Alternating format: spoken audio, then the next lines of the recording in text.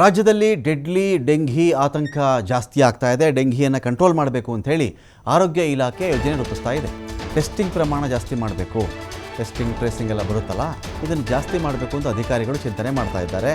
ಖಾಸಗಿ ಆಸ್ಪತ್ರೆಗಳಲ್ಲಿಯೂ ಕೂಡ ಪರೀಕ್ಷಾ ದರ ನಿಗದಿ ಮಾಡಿ ಇದೇ ಟೈಮು ಅಂತ ಅಂದುಕೊಂಡು ಯಾರಾದರೂ ಪ್ರೈವೇಟ್ ಆಸ್ಪತ್ರೆಗೆ ಹೋದರೆ ಮನಸೋ ಇಚ್ಛೆ ಟೆಸ್ಟ್ಗೆ ದುಡ್ಡು ತೊಗೊಂಡ್ಬಿಟ್ರೆ ಯಾಕೆ ಬೇಕು ಅಂಥೇಳಿ ಖಾಸಗಿ ಆಸ್ಪತ್ರೆಯವರು ಕೂಡ ಇಂತಿಷ್ಟೇ ಹಣ ತೆಗೆದುಕೊಂಡು ಪರೀಕ್ಷೆ ಮಾಡಬೇಕು ಅಂತ ದರ ನಿಗದಿ ಮಾಡುವ ಬಗ್ಗೆ ಪ್ರಸ್ತಾವನೆ ಸರ್ಕಾರಕ್ಕೆ ಸಲ್ಲಿಸ್ತಾ ಇದ್ದಾರೆ. ನಾಳೆಯಿಂದ ಟೆಸ್ಟಿಂಗ್ ದರ ನಿಗದಿ ಮಾಡುವಂಥ ಸಾಧ್ಯತೆ ಇದೆ. ಆರೋಗ್ಯ ಇಲಾಖೆಯಿಂದ ಸರ್ಕಾರಕ್ಕೆ ಪ್ರಸ್ತಾವನೆ ಹೋಗ್ತಾ ಇದೆ. 200 ರೂಪಾಯಿ ಇದ್ದ ದರ 300ರಿಂದ 350 ರೂಪಾಯಿಗೆ ಏರಿಕೆ ಮಾಡಿ ಪರಿಷ್ಕರಣೆ ಮಾಡಲಾಗ್ತಾ ಇದೆ.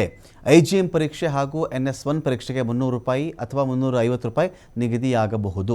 ಇವತ್ತು ಸಾಯಂಕಾಲ ದರ ಪರಿಷ್ಕರಣೆ ಸುತ್ತೋಲೆಯನ್ನು ಇಲಾಖೆ ಹೊರಡಿಸುತ್ತೆ.